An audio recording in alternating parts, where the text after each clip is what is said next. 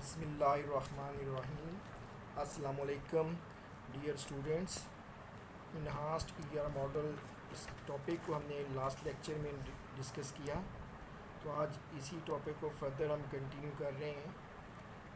Let's start with the summary of our previous lecture. In last lecture we discuss about super type, sub type, attribute inheritance, supertype and subtype relationships, and also we discuss about the generalization and specialization. हमने अपने इस topic को detail में discuss किया last lecture में। हमने ये देखा कि सुपर टाइप क्या होती है। Super type mean generic entity, जिसको हम फर्दर अपनी सब टाइप्स में डिवाइड कर सकते हैं। उसे हमने सुपर टाइप का नाम दिया। फॉर एग्जांपल हमने कहा कि person is a super type, employees, faculty and students, these are the sub types. After that हमने एट्रीब्यूट इनहेरिटेंस की बात की। देन हमने सुपर टाइप और सब टाइप लेवल की रिलेशनशिप्स की बात की कि ऐसा रिलेशनशिप जो सुपर टाइप लेवल के साथ होगा उसे हम सुपर टाइप लेवल रिलेशनशिप का नाम देंगे, and those relationship that are relate with the sub type are known as subtype relationships. And finally, the last lecture we talked about the generalization process and specialization process. We say that generalization process is a bottom up approach, mean आप specialized version से start करते हैं और एक generic entity introduce कर देते हैं, एक general entity. That process is known as generalization.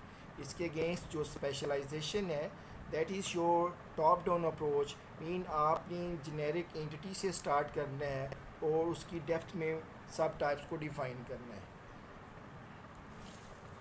Let's start with our this lecture.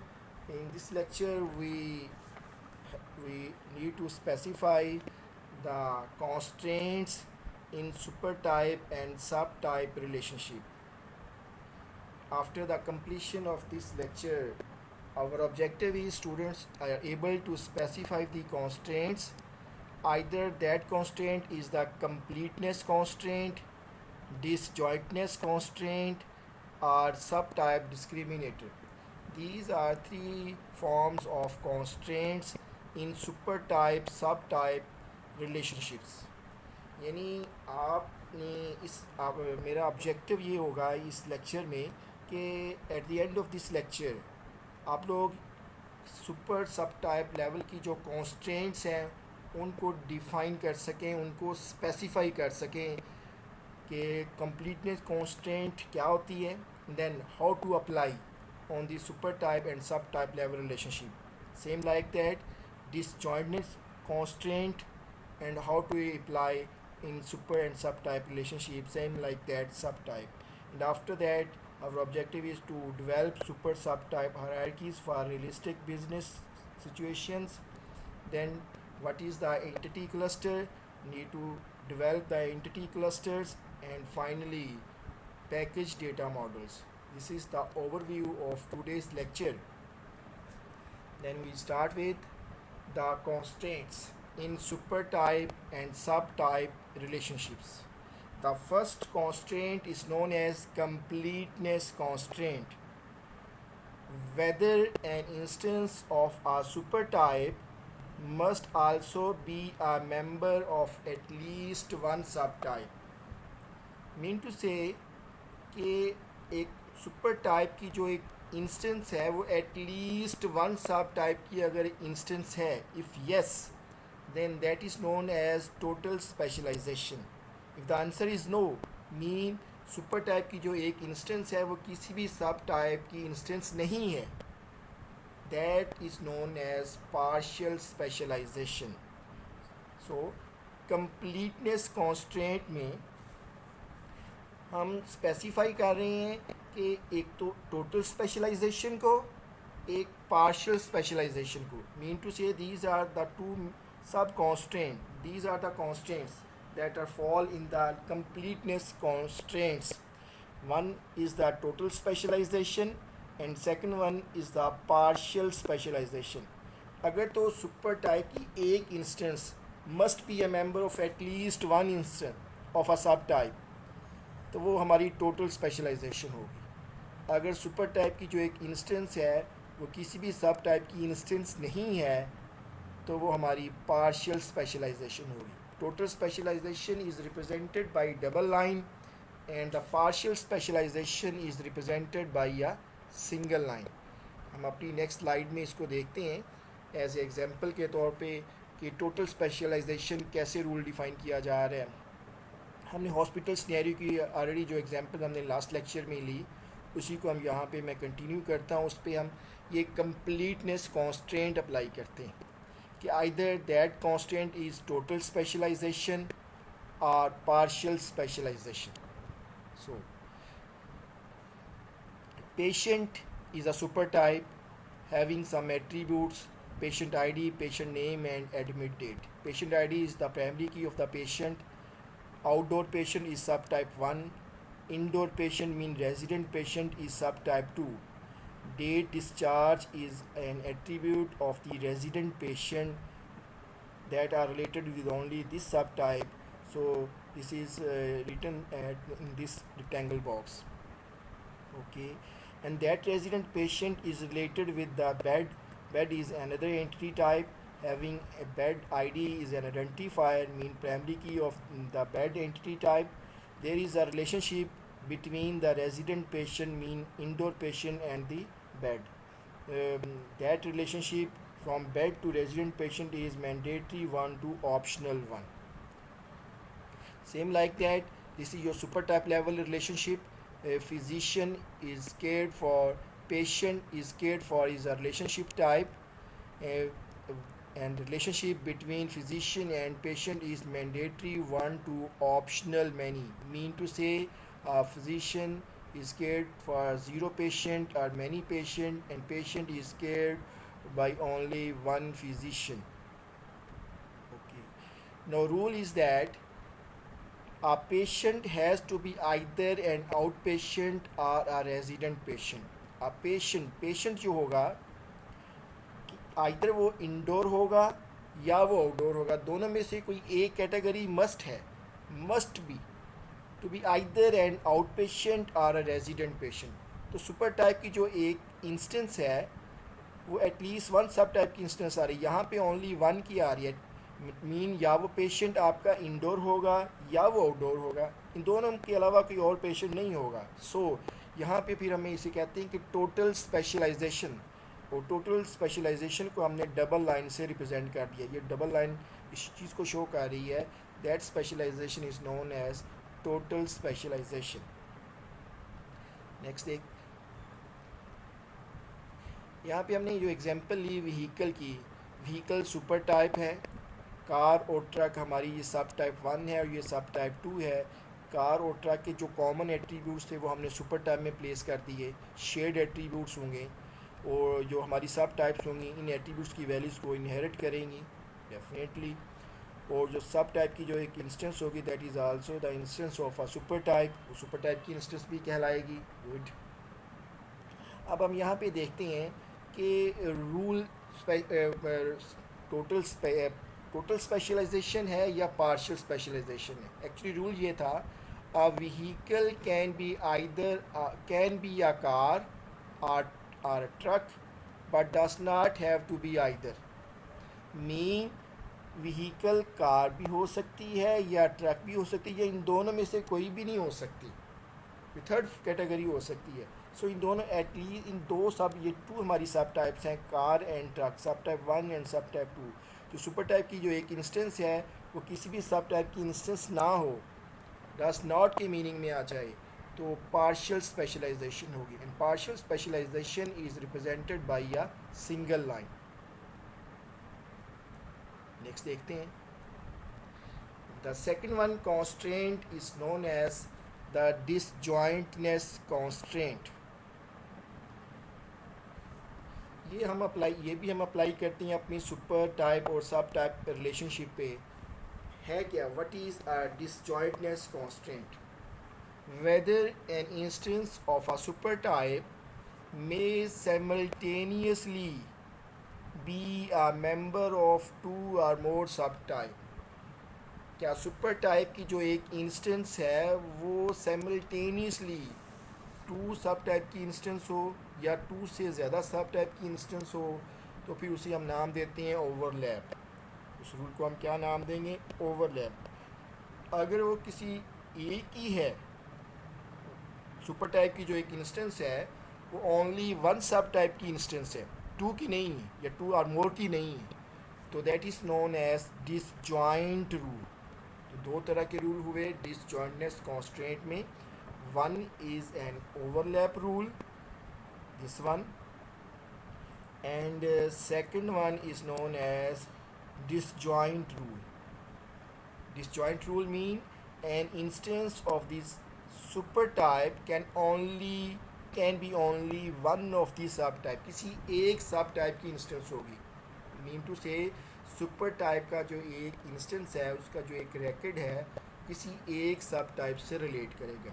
Either वो सब टाइप वन से रिलेट करेगा, आइदर वो सब टाइप टू से रिलेट करेगा। इन अदर वर्ड्स, एक पेशेंट जो है either is the indoor patient or the outdoor patient, या वो इंडोर होगा या वो आउटडोर, किसी एक कैटेगरी से रिलेट करेगा, किसी एक सब टाइप से रिलेट करेगा। तो वहाँ पे फिर हम डिसजॉइंट रूल अप्लाई करें। अगर हम कहते हैं कि नहीं वो दोनों कैटेगरी से रिलेट कर रहा है, इट मीन सुपर टाइप की जो सिंगल इंस्टेंस है वो आपकी सब टू और मोर सब टाइप की इंस्टेंस भी है साइमल्टेनियसली, तो फिर वो हमारा ओवरलैप रूल होगा, तो उसको फिर हम ओवरलैप की कैटेगरी में ऐड करेंगे। हम नेक्स्ट स्लाइड में इसकी एग्जांपल्स देखते हैं। देखें वही एग्जांपल जो हमने ली, तो यहाँ पे रूल क्या है? A patient can be either an out patient are a resident patient but not both at the same time। बिल्कुल क्लियर हो गया कि पेशेंट या तो वो आपका इंडोर होगा या वो आउटडोर होगा, but not both at the same time, दोनों नहीं होंगे किसी एक वक्त में। सो डेफिनेटली क्या यहाँ पे हमें ओवरलैप लगाना चाहिए या डिसजॉइंट लगाना चाहिए? Think a moment.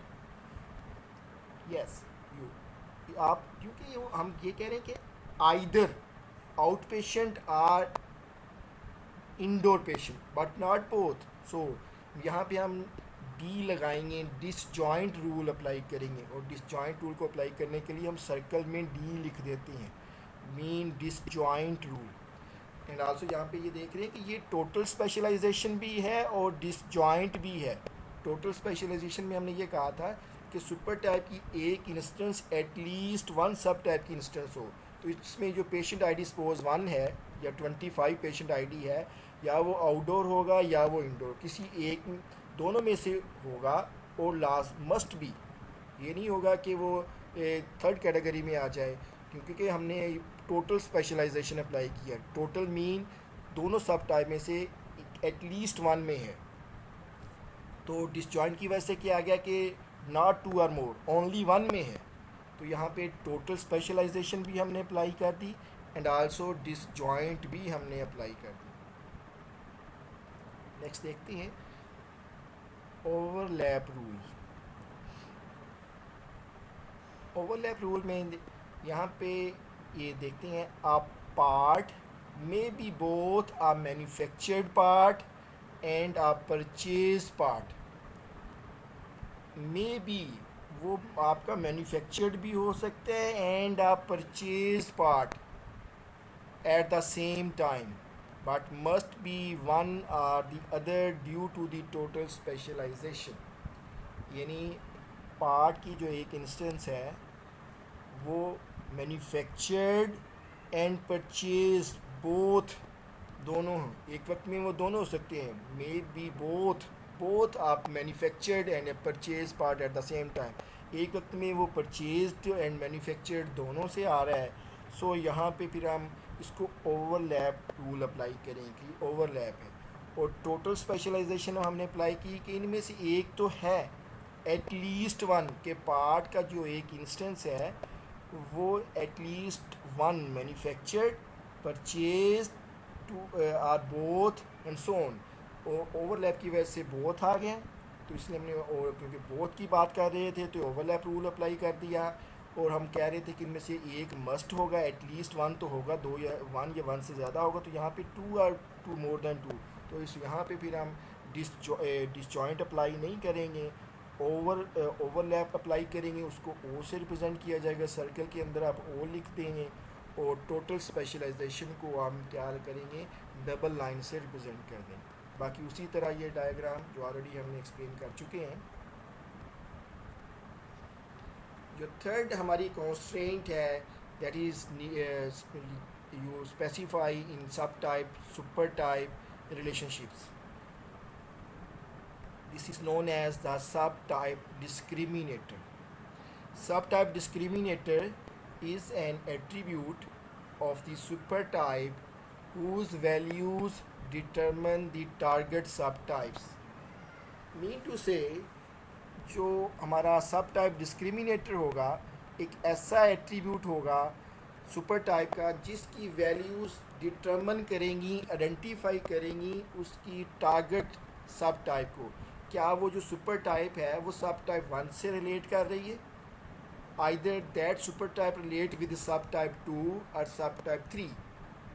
तो सिंपल वर्ड्स में हम इसको ऐसे कह सकते हैं कि जो सब टाइप डिस्क्रिमिनेटर एक ऐसा सुपर टाइप का एट्रीब्यूट होगा जिसकी वैल्यूज़ से हम ये आइडेंटिफाई कर सकेंगे, ये डिटरमिन कर सकेंगे, ये फाइंड आउट कर सकेंगे कि वो किस सब टाइप से रिलेट कर रहा है, किस टारगेट सब टाइप को टारगेट कर रहा है, किस सब टाइप को टारगेट कर रहा है, किस सब टाइप को आइडेंटिफाई कर रहा है। अगर तो वो हमारे पास डिसजॉइंट है तो सिंपल एट्रीब्यूट होगा, अगर हमारे पास ओवरलैपिंग रूल आ रहा है तो वो हमारे पास कंपोजिट एट्रीब्यूट होगा।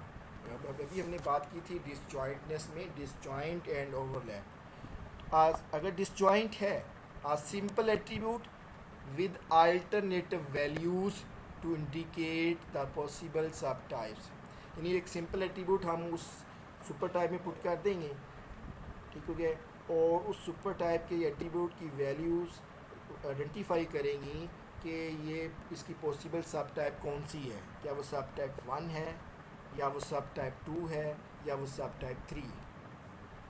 इसके अगेंस्ट अगर डिसजॉइंट नहीं है, ओवरलैप है, तो हमारा सुपर टाइप में जो एट्रीब्यूट हम प्लेस करेंगे that is the composite attribute. वो सिंपल एट्रीब्यूट नहीं होगा, दैट हैव सम कंपोनेंट्स, उसको हम कंपोनेंट्स में डिवाइड करेंगे, यानी वो कंपोजिट एट्रीब्यूट होगा whose subparts pertain to different subtypes.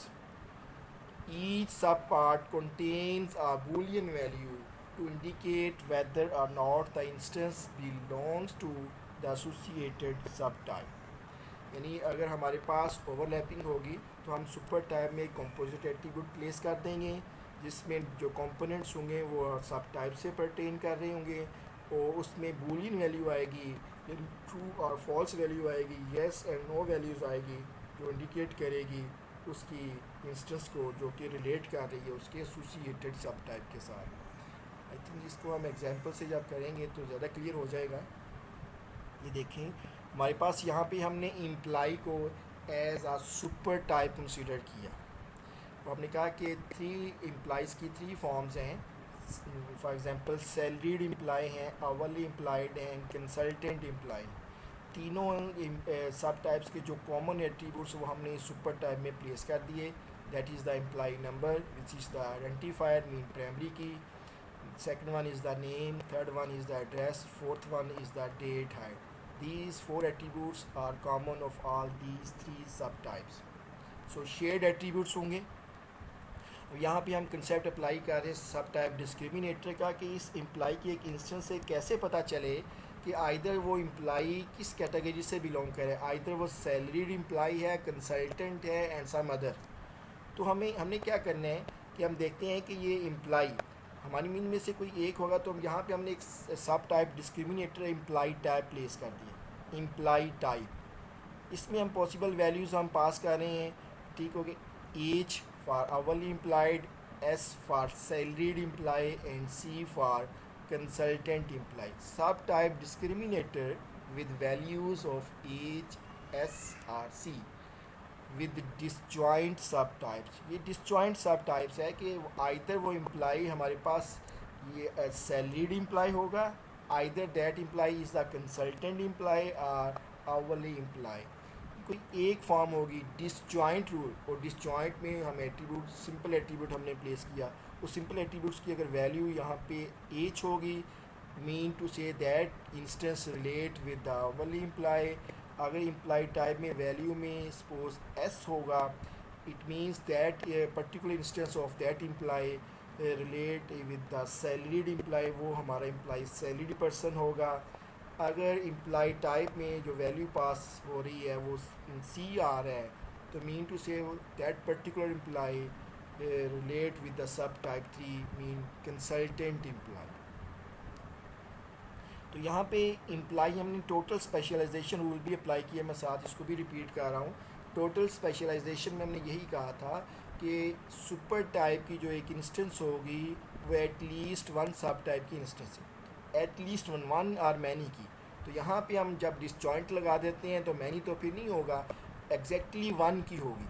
तो एग्जैक्टली वन भी आ जाए, वन एटलीस्ट वन में क्या होता है, वन आर मोर, तो यहाँ पे वन आ रहा है, सो टोटल स्पेशलाइजेशन होगी। अगर हम कहते हैं कि इनमें से किसी बी फॉर्म का इम्प्लाई नहीं है, इन 3 कैटेगरी में से नहीं है, does not salaried employee, consultant and hourly employed, तो फिर यहाँ पे हमारी टोटल स्पेशलाइजेशन अप्लाई नहीं करनी थी, तो यहाँ पे पार्शियल स्पेशलाइजेशन को अप्लाई करना था, क्योंकि हम कह रहे हैं कि वो इनमें से नहीं है, डस नॉट। अगर हम कहते हैं एटलीस्ट वन की बात करते हैं तो फिर हमारी टोटल वन, तो यहाँ पे टोटल स्पेशलाइजेशन भी है, डिसजॉइंटनेस भी है कि डिसजॉइंट रूल अप्लाई करें, किसी एक कैटेगरी से बिलोंग करेगा वो employee, eight the same time वो 2 कैटेगरी से रिलेट नहीं करेगा। मतलब आप ये कह लें कि या वो एम्प्लॉई आपका आवरली एम्प्लॉय होगा और सैलरीड एम्प्लॉय होगा और consultant, not both at the same time. So disjoint हुआ, देन एम्प्लॉय टाइप हमने डिटरमिन कर लिया।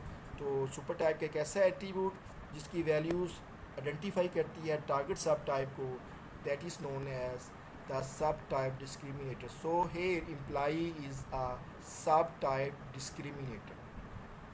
नेक्स्ट एग्जांपल हम देखते हैं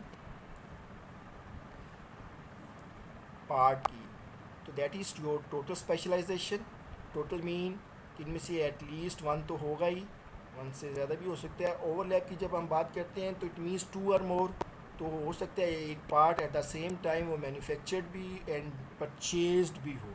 सो यहाँ पे ओवरलैप रूल अप्लाई किया गया।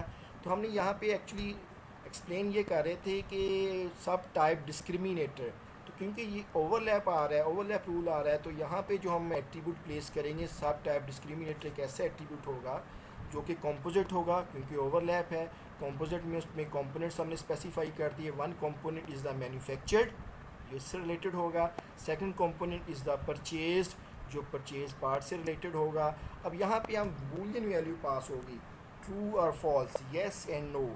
देखते हैं कि इफ़ द मैन्युफैक्चर्ड पार्ट में वैल्यू येस है और परचेज में भी येस है, मीन टू से वो हमारे पास आइडेंटिफाई किया जा रहा है कि वो टारगेट सब टाइप को आइडेंटिफाई कर रहा है। ओवरलैप रूल है, येस एंड, इधर भी येस हमने कहा कि वो मैन्युफैक्चर्ड भी है एंड परचेज्ड भी है, तो ओवरऑल रूल को हमने यहाँ पे भी स्पेसिफाई कर दिया। अगर हम कहते हैं परचेज्ड में नो आ जाता एक वक्त में एक, तो फिर इट मीन्स वो ओवरलैप तो ना हुआ, वहाँ पे फिर वो डिसजॉइंट होगा। उस इंस्टेंस की अगर हम बात करें तो वहाँ पे तो वो डिसजॉइंट होगा, ओवरलैप नहीं होगा। ओवरलैप में क्या होगा, एटलीस्ट 2, यानी इन अदर वर्ड्स 2 और मोर, तो यहाँ पे 2 और मोर इंस्टेंस होंगी अगर वो। तो ये ओवरलैप का कंसेप्ट हमने एक्सप्लेन किया एंड आल्सो टोटल स्पेशलाइजेशन का कंसेप्ट एक्सप्लेन किया। इसके साथ ही हमने जो हमारे पास सब टाइप डिस्क्रिमिनेटर था उसको भी हमने एक्सप्लेन कर दिया। यहाँ पे हमने कंपोजिट एट्रीब्यूट प्लेस किया, रीज़न बिहाइंड दैट कि जो रूल है वो ओवरलैप का है। अगर ओवरलैप होगा तो हमें सिंपल एट्रीब्यूट की बजाय हम कंपोजिट एट्रीब्यूट प्लेस करेंगे, उसके कंपोनेंट्स में जो वैल्यूज़ आएंगी वो बूलियन वैल्यूज़ होगी, येस या नो की फॉर्म में। अदर एग्जांपल हम देखते हैं रियल लाइफ की। यहाँ पे हमने देखें कि एक person, this one is the person, that is your generic entity, main entity. This is the super type having some attributes, social security number, SSN number means social security number, name of that person, address, gender and date of birth. ये वो attributes हैं जो सभी सब types में common थे। सब हमने पर्सन्स को डिवाइड कर लिया, डिकम्पोज कर लिया, यानी इसकी क्लासिफिकेशन की सब टाइप 1, सब टाइप 2 एंड सब टाइप 3। सब type 1 is cause imply, sub type 2 mean elements, सब टाइप 3 मीन स्टूडेंट। अब सब टाइप जो हमारे पास 1 है, इन जो 2 और 3 तीनों के जो कॉमन एट्रीब्यूट्स थे वो हमने प्लेस कर दिए सुपर टाइप। और सब टाइप 1 के जो एट्रीब्यूट्स हैं that are unique for that sub type 1, वो सब टाइप 2 में नहीं है, एलोमेनाई में नहीं होंगे, ना वो स्टूडेंट में होंगे।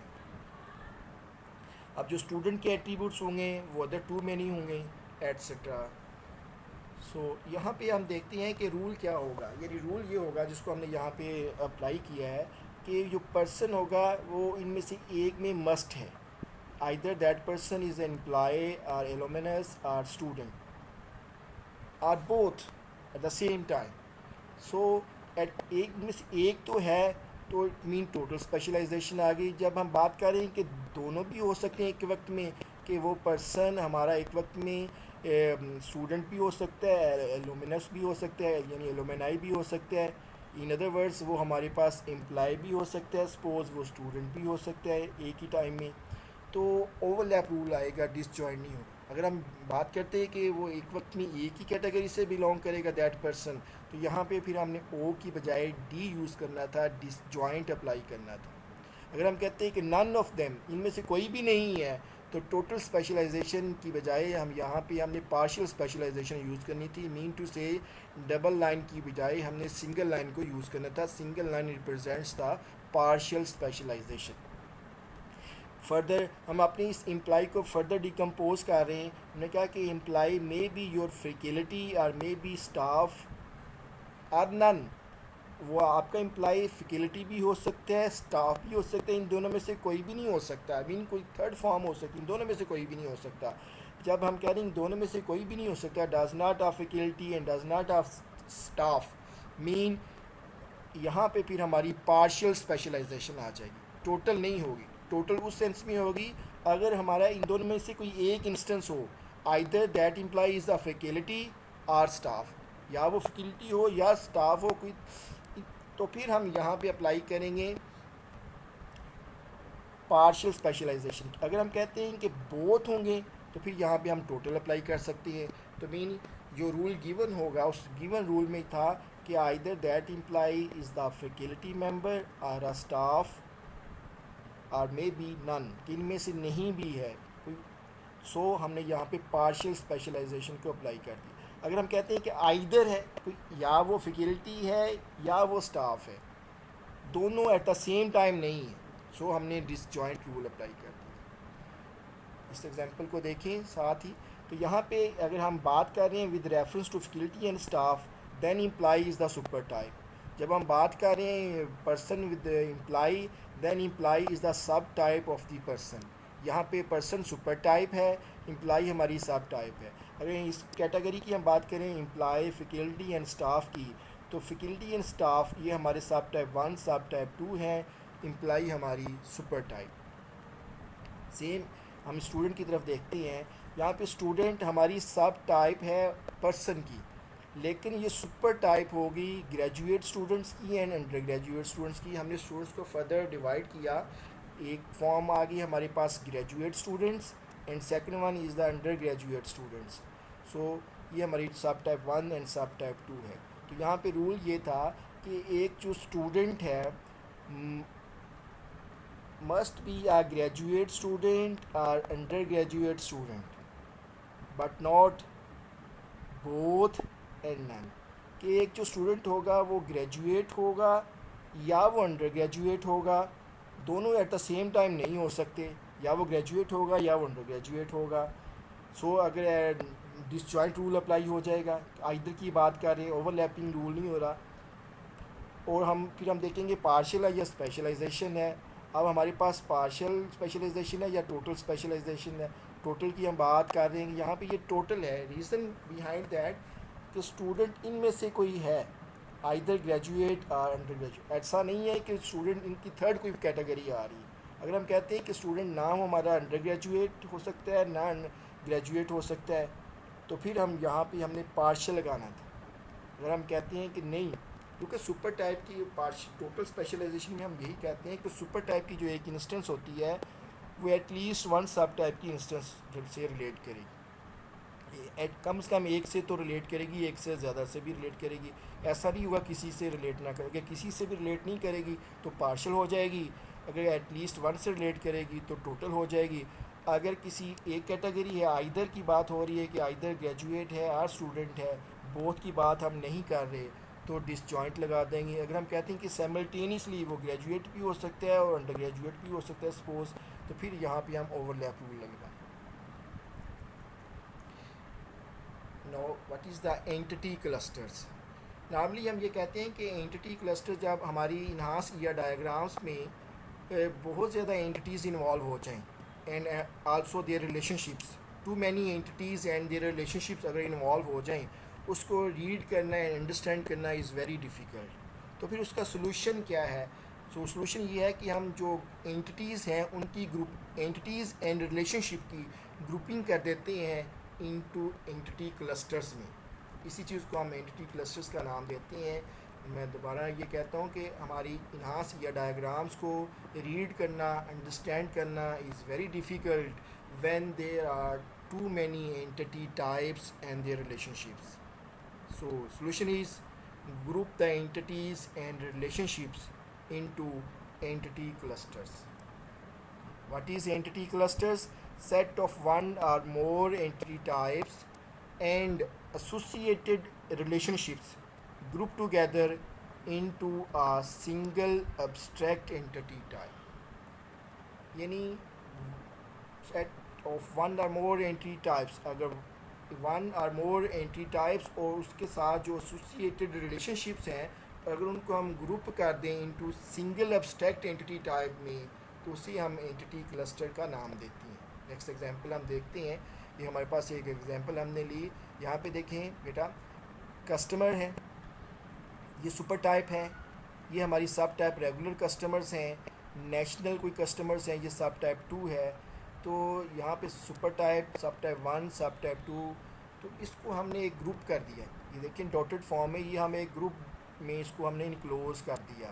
तो इस ग्रुप को हम नाम दे देते हैं कस्टमर का। तो हमने बजाय कि अब नेक्स्ट डायग्राम में हम ये तीनों एंटिटी टाइप्स को सेपरेटली बॉक्स यूज़ करें, हम वन बॉक्स यूज़ करेंगे that is known as a customer box. वो कस्टमर बॉक्स रिलेट कर देंगे फर्दर अदर के साथ। ये एक एंटिटी क्लस्टर हमने बना दिया। सेम लाइक दैट, इसी तरह ये ऑर्डर है और ऑर्डर लाइन था, ये कैटेगरी से इनको आपस में रिलेट कर दिया, इनका एक ग्रुप बना दिया, उसको हमने नाम दे दिया। इस तरह ये हमने एंटिटी क्लस्टरिंग की हुई है, यानी नंबर ऑफ़ एंटिटीज़ थी, उनके रिलेशनशिप्स थे, हमने सिमिलर एंटिटीज़ और उनके रिलेशनशिप्स को हमने कंबाइन कर दिया, ठीक हो गया, उनकी ग्रुपिंग कर दी क्लस्टर्स में, that is known as entity cluster. इसको आप देखिएगा, जैसे ये देखें, ये कस्टमर हम वहाँ पे ये सिंपल इसको रीड करना है, comparatively is very easy as compare to this one. ये देखें, अब कस्टमर को हमने रिलेट कर दिया आइटम सेल के साथ। यहाँ पे ये कस्टमर्स था, इसको हमने कस्टमर का नाम दिया, इस पोर्शन को हमने आइटम सेल का नाम दिया। Then customer are related with the order, यानी आइटम सेल्स, उस रिलेशनशिप को हमने यहाँ पे शो कर दिया one to many. Customer submit करती हैं ज़ीरो ऑर्डर और many order, and order is submitted by only one customer. तो सेम जो रिलेशनशिप था वो हमने यहाँ पे किया कि वन कस्टमर सबमिट ज़ीरो और many order and order is submitted by exactly one customer. More readable, very. इसी तरह ये आप देखिएगा, मैन्युफैक्चरिंग एंटिटी क्लस्टर्स की बात कर रहे हैं। Now the last one topic of our today's lecture is package data model.